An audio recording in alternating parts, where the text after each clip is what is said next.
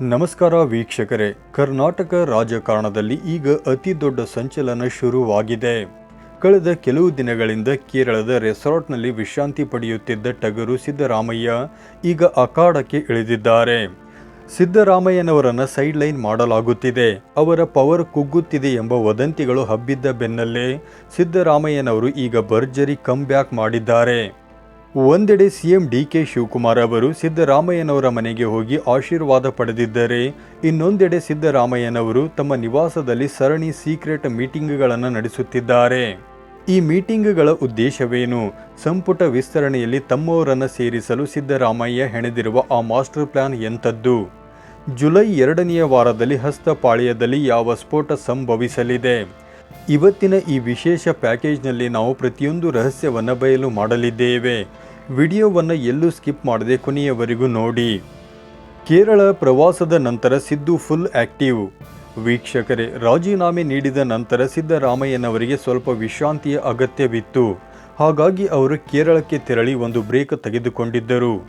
ಆದರೆ ಈ ಬ್ರೇಕ್ ಮುಗಿಸಿ ವಾಪಸ್ ಬಂದಿರುವ ಅವರು ಮೊದಲಿಗಿಂತಲೂ 10 ಪಟ್ಟು ವೇಗವಾಗಿ ಆಕ್ಟಿವ್ ಆಗುತ್ತಿದ್ದಾರೆ.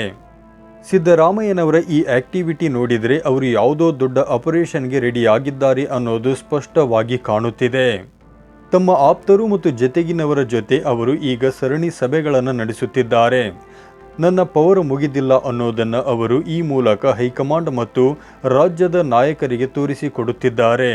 ಕೇವಲ ರೆಸ್ಟ್ ಮಾಡೋಕೆ ಹೋದವರು ಈಗ ಅಖಾಡಕ್ಕಿಳಿದು ಬ್ಯಾಟಿಂಗ್ ಶುರು ಮಾಡಿದ್ದಾರೆ. ಕಾವೇರಿ ನಿವಾಸದಲ್ಲಿ ಸೀಕ್ರೆಟ್ ಮೀಟಿಂಗ್ ಮತ್ತು ಅಹಿಂದ ಅಸ್ತ್ರ. ಸಿದ್ದರಾಮಯ್ಯನವರು ಈಗ ತಮ್ಮ ಮನೆಯನ್ನೇ ವಾರ್ ರೂಮ್ ಆಗಿ ಬದಲಿಸಿಕೊಂಡಿದ್ದಾರೆ. ಅಲ್ಲಿ ಅವರು ನಡೆಸುತ್ತಿರುವ ಆ ಸೀಕ್ರೆಟ್ ಮೀಟಿಂಗ್ಗಳು ಈಗ ಚರ್ಚೆಗೆ ಗ್ರಾಸವಾಗಿವೆ. ಪ್ರಮುಖವಾಗಿ ಡಿಸಿಎಂ ಜಿ ಪರಮೇಶ್ವರ್ ಅವರು ಶಾಸಕರು ಸೇರಿದಂತೆ ಅಹಿಂದ ನಾಯಕರ ಜೊತೆಗೆ ದೊಡ್ಡ ಮಟ್ಟದ ಸಭೆ ಮಾಡಿದ್ದಾರೆ. ಈ ಸಭೆಯಲ್ಲಿ ಸಂಪುಟ ವಿಸ್ತರಣೆಯ ಬಗ್ಗೆ ಕೂಲಂಕುಷವಾಗಿ ಚರ್ಚೆ ನಡೆಸಲಾಗಿದೆ ಎನ್ನಲಾಗುತ್ತಿದೆ.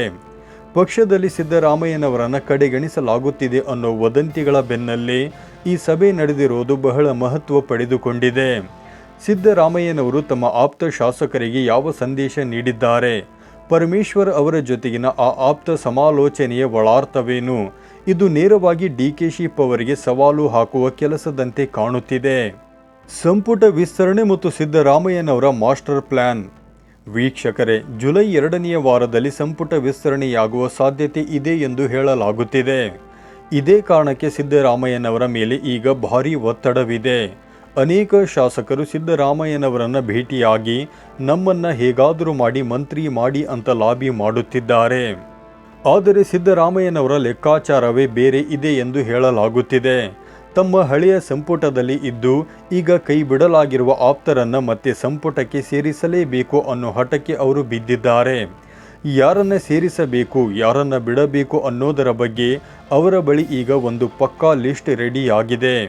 ತಮ್ಮವರನ್ನು ಸೇರಿಸಿಕೊಳ್ಳಲು ಅವರು ಒಂದು ಮಾಸ್ಟರ್ ಪ್ಲಾನ್ ಮಾಡಿಕೊಂಡಿದ್ದಾರೆ ಅಂತಲೇ ಹೇಳಲಾಗುತ್ತಿದೆ. ಡೆಲ್ಲಿಗೆ ಸಿದ್ದು ಡಿಕೆಶಿ ಪ್ರಯಾಣ, ಹೈಕಮಾಂಡ್ ಮುಂದೆ ಶಕ್ತಿ ಪ್ರದರ್ಶನ. ಸಂಪುಟ ವಿಸ್ತರಣೆಯ ಅಂತಿಮ ತೀರ್ಮಾನ ದೆಹಲಿಯಲ್ಲಿ ನಡೆಯಬೇಕಿದೆ. ಈಗ ರಾಹುಲ್ ಗಾಂಧಿ ಅವರು ವಿದೇಶದಲ್ಲಿರುವರು. ಅವರು ವಾಪಸ್ ಬಂದ ತಕ್ಷಣ ಸಿಎಂ ಡಿಕೆ ಶಿವಕುಮಾರ್ ಮತ್ತು ಸಿದ್ದರಾಮಯ್ಯ ಇಬ್ಬರೂ ಒಟ್ಟಾಗಿ ದೆಹಲಿಗೆ ತೆರಳಲಿದ್ದಾರೆ. ದೆಹಲಿಗೆ ಹೋಗುವ ಮೊದಲೇ ಸಿದ್ದರಾಮಯ್ಯನವರು ತಮ್ಮ ಕಡೆಯಿಂದ ಎಲ್ಲ ತಯಾರಿ ಮಾಡಿಕೊಳ್ಳುತ್ತಿದ್ದಾರೆ. ಹೈಕಮಾಂಡ್ ಮೇಲೆ ಯಾರು ಹೆಚ್ಚು ಒತ್ತಡ ಹೇರುತ್ತಾರೆ ಅನ್ನೋದು ಇಲ್ಲಿ ಮುಖ್ಯವಾಗಿದೆ. ಸಿಎಂ ಮತ್ತು ಮಾಜಿ ಸಿಎಂ ಇಬ್ಬರು ತಮ್ಮ ತಮ್ಮ ಬೆಂಬಲಿಗರ ಪಟ್ಟಿಯನ್ನು ಹಿಡಿದು ರಾಹುಲ್ ಗಾಂಧಿ ಮತ್ತು ಖರ್ಗೆ ಮುಂದೆ ಹೋದಾಗ ಅಸಲಿ ಜಟಾಪಟಿ ಶುರುವಾಗಲಿದೆ ಎಂದು ಉಲ್ಲೇಖಿಸಲಾಗುತ್ತಿದೆ. ಅಸಲಿಗೆ ಸಿದ್ದರಾಮಯ್ಯನವರ ವಾದವೇನು? ಡಿಕೆಶಿ ಅವರ ನಡೆ ಎಂಥದ್ದು? ಇದು ಮಂತ್ರಿಗಿರಿಯ ಕುರ್ಚಿಗಾಗಿ ನಡೆಯಲಿರುವ ಮಹಾಸಮರವೆಂದು ಹೇಳಲಾಗುತ್ತಿದೆ. ಸೈಡ್ ಲೈನ್ ವದಂತಿ ಮತ್ತು ಸಿದ್ದರಾಮಯ್ಯನವರ ಅನಿವಾರ್ಯತೆ. ಕಾಂಗ್ರೆಸ್ನಲ್ಲಿ ಸಿದ್ದರಾಮಯ್ಯನವರನ್ನು ಮೂಲೆ ಗುಂಪು ಮಾಡಲಾಗುತ್ತಿದೆ ಅನ್ನೋ ಚರ್ಚೆಗಳ ಮಧ್ಯೆ ಸಿದ್ದರಾಮಯ್ಯನವರು ತಮ್ಮ ಜನಪ್ರಿಯತೆಯನ್ನು ಮತ್ತೆ ತೋರಿಸುತ್ತಿದ್ದಾರೆ. ಚುನಾವಣೆ ವೇಳೆ ಸಿದ್ದರಾಮಯ್ಯನವರ ಮುಖ ನೋಡಿ ಮತ ಕೊಟ್ಟವರ ಸಂಖ್ಯೆ ದೊಡ್ಡದಿದೆ. ಹೀಗಿರುವಾಗ ಸಿದ್ದರಾಮಯ್ಯನವರನ್ನು ಕಡೆಗಣಿಸಿದರೆ ದೊಡ್ಡ ಮಟ್ಟದ ಅಹಿಂದ ವರ್ಗದ ಮತಗಳು ಕೈಬಿಟ್ಟು ಹೋಗುವ ಭಯ ಕಾಂಗ್ರೆಸ್ಸಿಗೆ ಇದೆ. ಅಹಿಂದ ನಾಯಕರ ಸಭೆ ನಡೆಸುವ ಮೂಲಕ ನನ್ನ ಜೊತೆ ಒಂದು ಸಮುದಾಯವೇ ಇದೆ ಅನ್ನೋ ಸಂದೇಶ ರವಾನೆಯಾಗಿದೆ.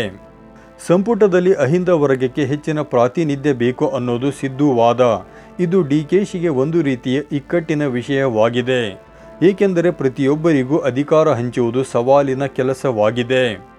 ಮಂತ್ರಿಗಿರಿಗಾಗಿ ಶುರುವಾದ ಮಹಾಲಾಬಿ.